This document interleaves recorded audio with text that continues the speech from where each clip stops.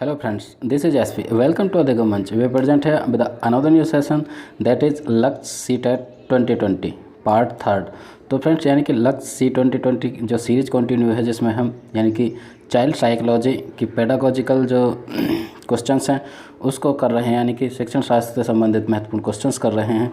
तो आज जो हम करने वाले हैं इस सीरीज़ का पार्ट 3 करने वाले हैं। तो फ्रेंड्स इससे पहले की जो 2 सीरीज़ हम कर चुके हैं यानी कि लक्स CTET 2020 पार्ट 1 और पार्ट 2 काफ़ी अच्छा रिस्पॉन्स रहा है। तो आगे नेक्स्ट पार्ट 3 करते हैं। तो फ्रेंड्स ये रहा पार्ट 3 का फर्स्ट क्वेश्चन। ये रहा फर्स्ट क्वेश्चन, यानी कि मानव विकास कुछ विशेष सिद्धांतों पर आधारित है, निम्नलिखित में से कौन सा मानव विकास का सिद्धांत नहीं है। फ्रेंड्स जब भी हम यानी कि मानव विकास सिद्धांतों की बात करते हैं, ठीक है, जो मानव का विकास है यानी कि ह्यूमन डेवलपमेंट की जब भी हम बात करते हैं तो उसके कुछ महत्वपूर्ण सिद्धांत हैं, ठीक है, विकास के सिद्धांत हैं।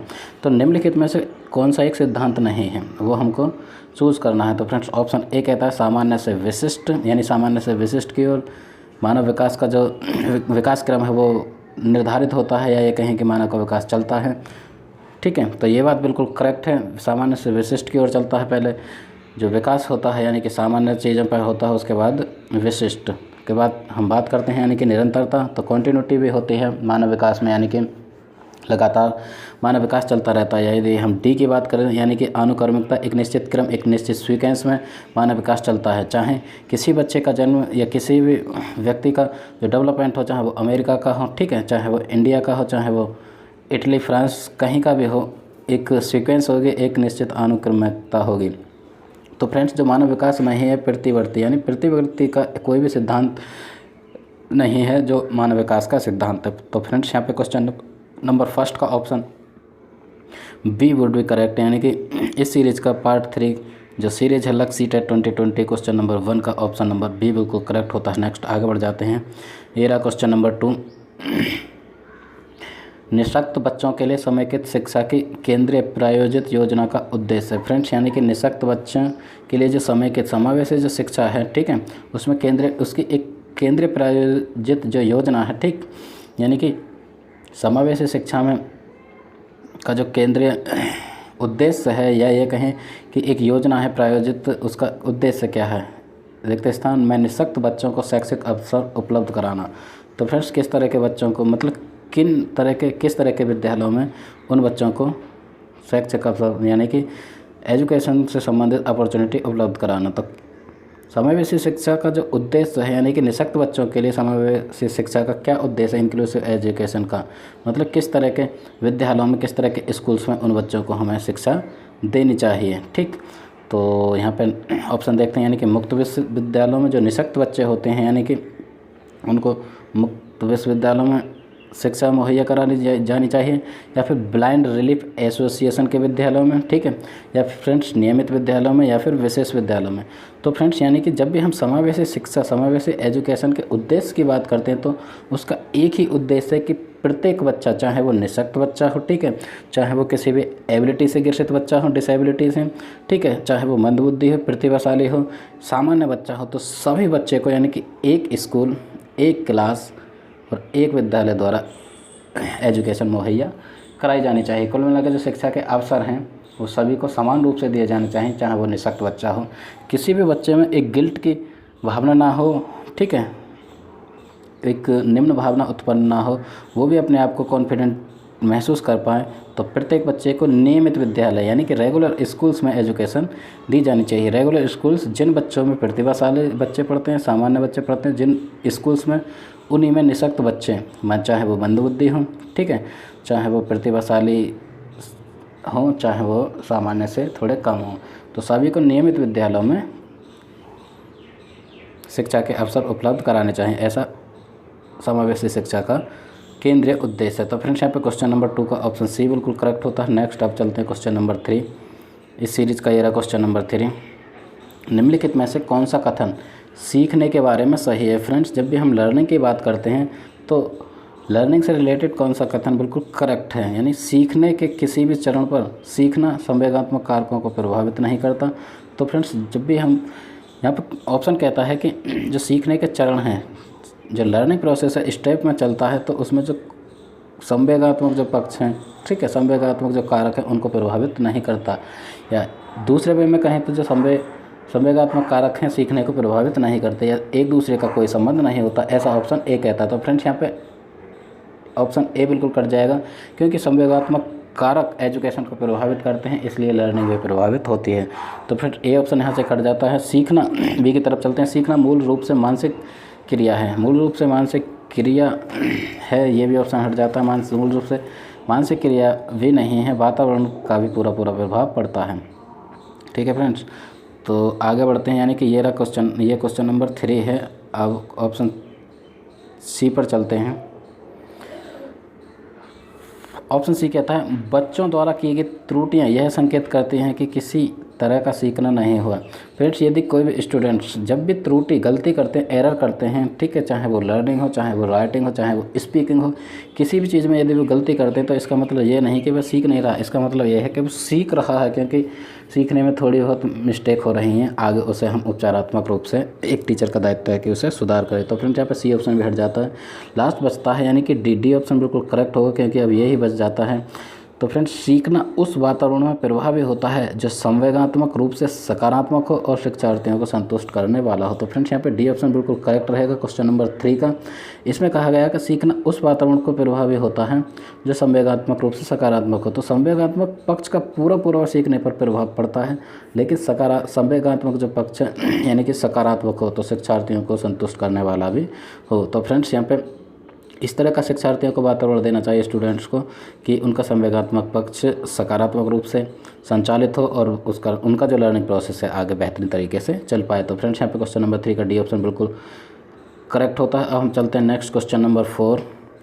ये जो क्वेश्चन है फ्रेंड्स काफ़ी सिलेक्टिव क्वेश्चन हैं। ये इस तरह के क्वेश्चन सेलेक्ट किए गए हैं जिससे आपके अंडरस्टैंडिंग बेहतर बने, और यानी कि CDP पेडागोजी की जब भी हम बात करते हैं, चाइल्ड डेवलपमेंट एंड पेडागोजी, तो इस तरह के बेहतरीन से बेहतरीन क्वेश्चन सेलेक्ट किए हैं जो आपके अंडरस्टैंडिंग को बहुत बेहतर बनाएंगे। और निश्चित ही आप यानी कि जब एग्ज़ाम हॉल में जाएंगे तो बेहतरीन तरीके से आप यानी कि हर क्वेश्चन को कर पाएंगे और आप देखेंगे कि 25+ बिल्कुल आप गेन कर पाएंगे। यहाँ पर चाहे साइकोलॉजी की बात है। तो फ्रेंड्स, क्वेश्चन नंबर 4, यानी कि मूल्यांकन असेसमेंट का मुख्य उद्देश्य होना चाहिए। जब भी हम यानी कि स्टूडेंट्स का असेसमेंट करते हैं, मूल्यांकन करते हैं, तो उसका एक ऑब्जेक्टिव्स होता है, वो क्या होना चाहिए आपके अकॉर्डिंग? यह निर्णय लेना कि क्या विद्यार्थी को अगली कक्षा में प्रोन्नत किया जाना चाहिए। सिर्फ मूल्यांकन के जरिए या मूल्यांकन का उद्देश्य इतना ही नहीं होना चाहिए कि उसके थ्रू हम स्टूडेंट्स को यानी कि अगली कक्षा में प्रोन्नत करें, यानी कि अगली कक्षा में प्रोसीड करें। तो फ्रेंड्स, यानी कि ये भी नहीं होना चाहिए। यहाँ पे ऑप्शन ए तो बिल्कुल हट जाता है। यदि हम बी की बात करें, सीखने में होने वाली कमियों का निदान और उपचार करना, ठीक, या फिर शिक्षार्थियों की त्रुटि निकालना, या फिर शिक्षार्थियों की उपलब्धि मापना। तो फ्रेंड्स, यानी कि आकलन असेसमेंट की जब भी हम बात करते हैं यानी कि मूल्यांकन की, तो सिर्फ उपलब्धि नापना नहीं होता। सिर्फ उपलब्धि यदि हम नापते हैं तो उसे अगली कक्षा में प्रोन्नत कर सकते हैं।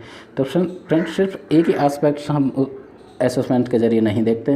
शिक्षार्थियों की त्रुटि निकालना सिर्फ काम नहीं है, निकालने के साथ साथ उसको उपचार भी देना, मतलब उसका निदानात्मक कार्य भी करना होता। तो फ्रेंड्स, यहाँ पे क्वेश्चन नंबर 4 का बी ऑप्शन बिल्कुल करेक्ट रहेगा। बी ऑप्शन कहता है कि सीखने में होने वाली कमियों का निदान करना। सीखने में जब भी बच्चे त्रुटि करते हैं यानी जो भी कमी करते हैं, असेसमेंट के थ्रू हम ये निश्चित करेंगे कि बच्चे सीखने में गलती कर रहे हैं तो उनका किस तरह से हम निदान करें और किस तरह से उसको रेमेडी दें, यानी कि रेमेडियल जो टीचिंग है उस करें, यानी उपचारात्मक क्लासेस के थ्रू बच्चे की जो कमी रही है उसमें सुधार करें और आगे दोबारा से उसका असेसमेंट करके नेक्स्ट क्लास में प्रोन्नत करें या कितना सीखा उसका आकलन हम करें। तो फ्रेंड्स, क्वेश्चन नंबर 4 का ऑप्शन बी बिल्कुल करेक्ट रहेगा। अब हम चलते हैं नेक्स्ट, यानी कि क्वेश्चन नंबर 5। ये रहा क्वेश्चन नंबर 5।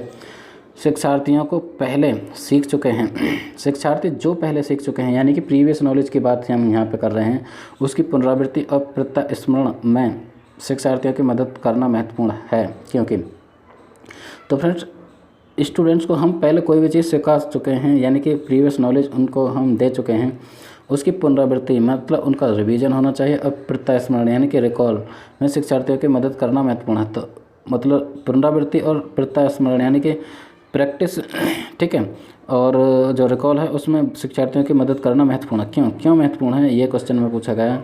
तो पूर्व पाठों को दोहराने का यह एक प्रभावी तरीका है, ठीक है। ऑप्शन ए कहता है कि जो पूर्व के पाठ हैं उन्हें दोहराने का एक ये प्रभावी तरीका है, या फिर बी ऑप्शन कहता है यह शिक्षार्थियों की स्मृति को बढ़ाता है, जिससे सीखना सुदृढ़ होता है, ठीक है। या फिर बात करें यह किसी भी कक्षा अनुदेशन के लिए एक सुविधाजनक शुरुआत है। या फिर डी ऑप्शन कहता है नई जानकारी को पूर्व जानकारी से जोड़ना सीखने को समृद्ध बनाता है। तो फ्रेंड्स, जब भी प्रीवियस नॉलेज, स्टूडेंट्स के प्रीवियस नॉलेज की बात करते हैं तो यानी कि प्रीवियस नॉलेज का नई नॉलेज के साथ संबंध, यानी कि मान के चलो किसी भी स्टूडेंट्स की ये प्रीवियस नॉलेज है, ठीक, आगे हम कोई भी कॉन्टेस्ट पढ़ाने जा रहे हैं, बच्चे कोई कॉन्सेप्ट क्लियर कराने जा रहे हैं, तो उसकी प्रीवियस नॉलेज जांचने के बाद उसका संबंध जो नई जानकारी हम देने जा रहे हैं, नई शिक्षा उसे देने जा रहे हैं, तो उसका संबंध उससे होना चाहिए। कुल मिला के हम स्टूडेंट्स की पहले प्रीवियस नॉलेज को चेक करेंगे, उसके बाद उस नॉलेज का संबंध नवीन ज्ञान से जोड़ेंगे, जो लर्निंग प्रोसेस बहुत बेहतरीन तरीके से चलेगा। तो फ्रेंड्स, यहाँ पे जो रहा डी ऑप्शन बिल्कुल करेक्ट रहेगा, क्योंकि नई जानकारी को पूर्व जानकारी से जोड़ना सीखने को समृद्ध बनाता है।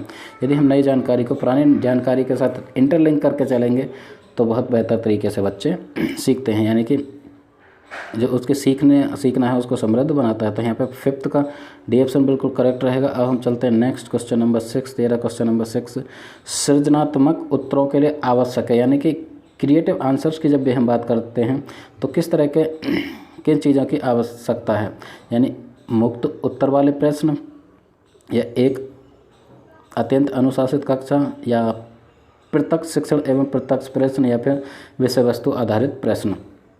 तो फ्रेंड्स, विषय वस्तु आधारित प्रश्न की जब भी हम बात करते हैं, क्योंकि विषय वस्तु बेस्ड जब भी क्वेश्चंस रहेंगे, ठीक है, तो उस तरह से क्रिएटिविटी बच्चों में नहीं आ पाएगी, क्योंकि एक कंटेंट पढ़ने के बाद उससे संबंधित वो प्रश्नों को बड़ी इजीली दे पाएंगे। या प्रत्यक्ष शिक्षण एवं प्रत्यक्ष प्रश्न, बिल्कुल भी नहीं। प्रत्यक्ष शिक्षण और प्रत्यक्ष प्रश्न की जब भी हम बात करते हैं तो उसमें क्रिएटिविटी का कोई भी संबंध नहीं है। या एक अत्यंत अनुशासित क्लास, अत्यंत अनुशासित यानी कि डिसिप्लिन क्लास की जब भी हम बात करते हैं तो उसमें क्रिएटिविटी का तो कहीं से भी कोई अनुमान भी नहीं लगाया जा सकता। फ्रेंड्स, यहाँ पे ए ऑप्शन बिल्कुल करेक्ट रहेगा, यानी कि मुक्त उत्तर वाले प्रश्न, यानी कि क्वेश्चन नंबर 6 का ए ऑप्शन बिल्कुल करेक्ट रहेगा, मुक्त उत्तर वाले प्रश्न, यानी कि जिन प्रश्न का जो क्लोजिंग है बिल्कुल मुक्त हो, यानी कि निश्चित बच्चे स्वतंत्र रूप से लिख पाएँ, ठीक है, अपनी क्रिएटिविटी, अपनी अभिव्यक्ति, अपनी मौलिक विचारधारा के थ्रू बच्चे आंसर दे पाएँ। कुल मिला के उसको ये ना कि कहा जाए कि ये जो very short answer type question है कि आपको इतने शब्दों में इसका आंसर देना, 1 लाइन हो गया या 2 से 4 लाइन हो गए। तो फ्रेंड्स, यानी कि उत्तर ये हम कहें कि डिस्क्रिप्टिव टाइप आंसर हो, यानी ऐसे टाइप आंसर हो, तो इस तरह के प्रश्न होने चाहिए जिसका जो अंत है यानी कि मुक्त हो। कुल मिला के बच्चा अपनी अभिव्यक्ति, ठीक है, अपनी विचारधारा, जो कुछ वो सोचता है यानी कि रियल लाइफ के बारे में, ठीक है, उस तरह के प्रश्न होंगे तो कुल मिला के बच्चा अपनी क्रिएटिविटी निखार पाएगा और बच्चा क्रिएटिव बन पाएगा। तो फ्रेंड्स, क्वेश्चन नंबर 6 का ऑप्शन ए बिल्कुल करेक्ट होता है। नेक्स्ट आगे बढ़ जाते हैं। ये रहा क्वेश्चन नंबर 7।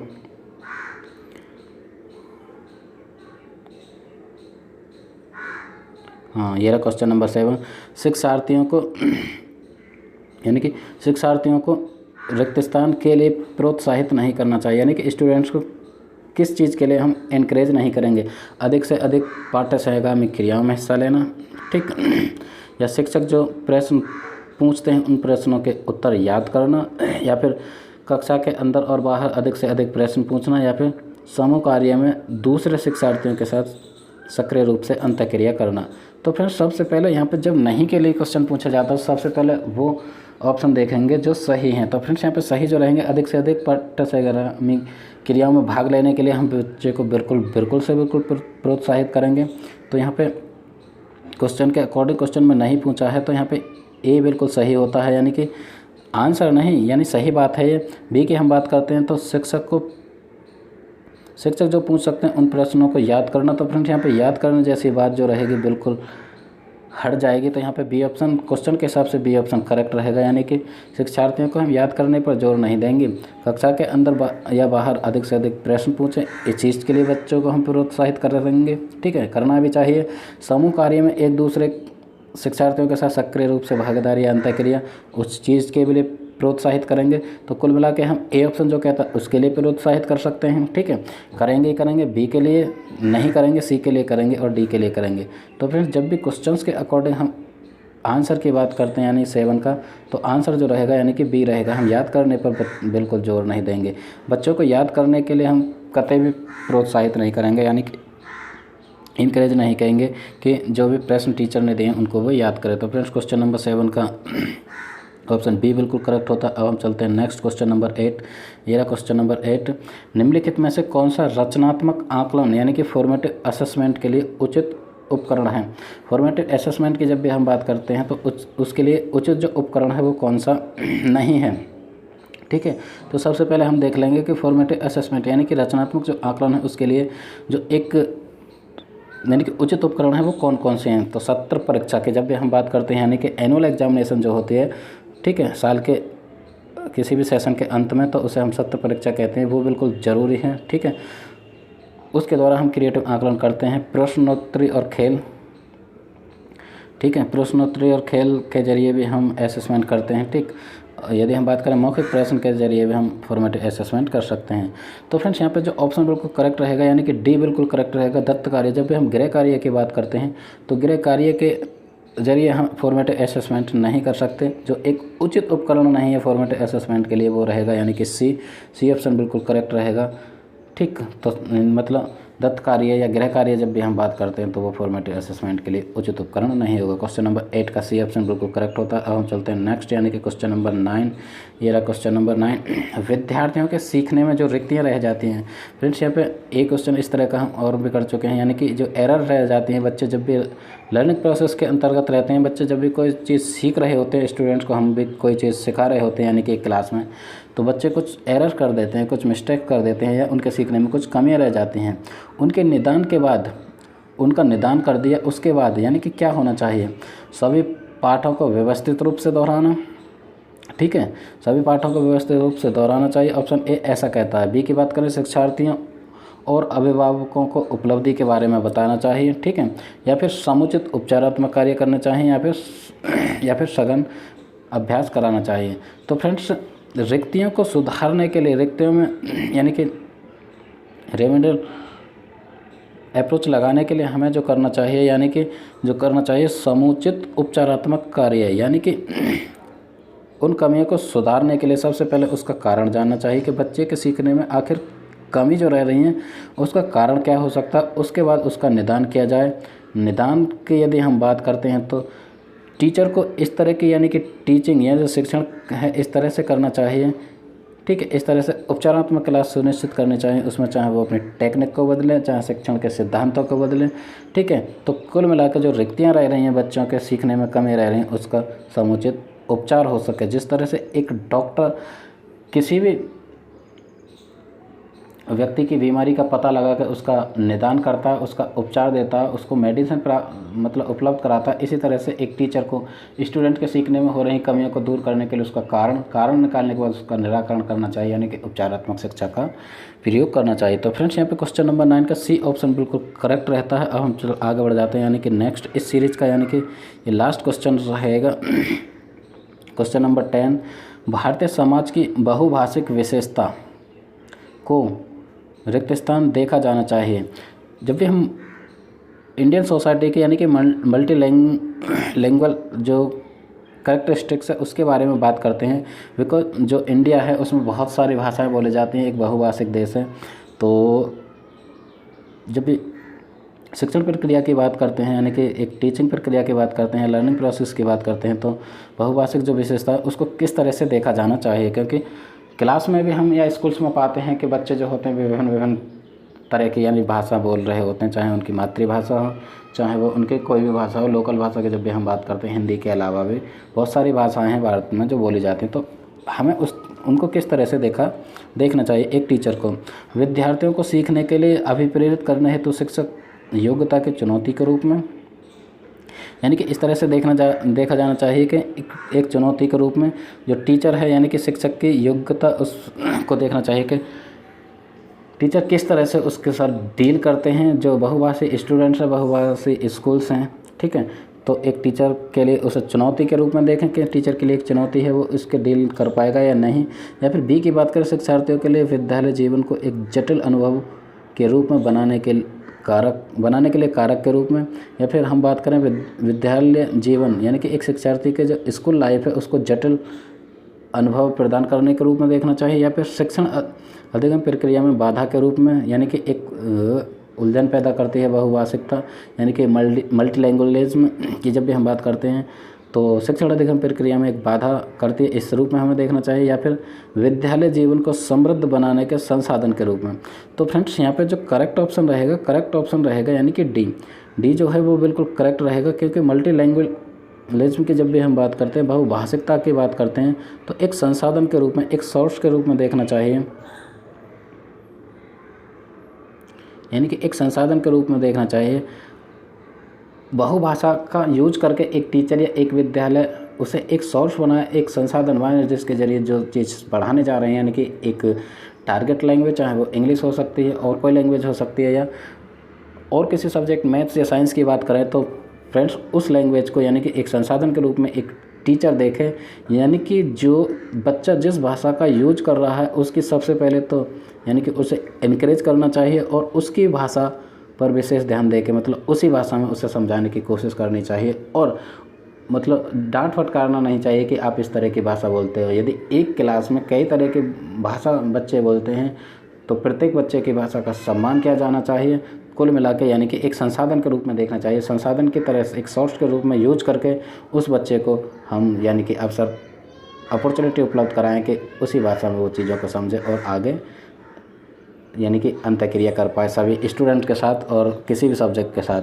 तो कुल मिला के यानी कि ये ऑप्शन बिल्कुल करेक्ट रहेगा, यानी कि लास्ट 10 का ऑप्शन डी बिल्कुल करेक्ट रहेगा। फ्रेंड्स ये जो क्वेश्चन है काफ़ी इंपॉर्टेंट है, यहाँ से क्वेश्चन पूछे जाते हैं, यानी कि जो बहुभाषिता है इंडिया के अंदर, इंडियन सोसाइटी के अंदर, ठीक है, या क्वेश्चन की लैंग्वेज बदल के अलग तरीके से भी पूछ सकता है कि भारत में कई अलग अलग तरह की भाषा बोली जाती है, एक क्लास में कई भाषा बोलने वाले स्टूडेंट्स हैं, तो उनकी जो बहुभाषिकता है हमको किस तरीके से देखना चाहिए। तो फ्रेंड्स यानी कि एक संसाधन, एक सोर्स के रूप में देखना चाहिए, ठीक। तो इस तरह से यानी कि ये सीरीज़ यहीं पर ख़त्म होती है, यानी कि 10 का डी ऑप्शन बिल्कुल करेक्ट रहेगा।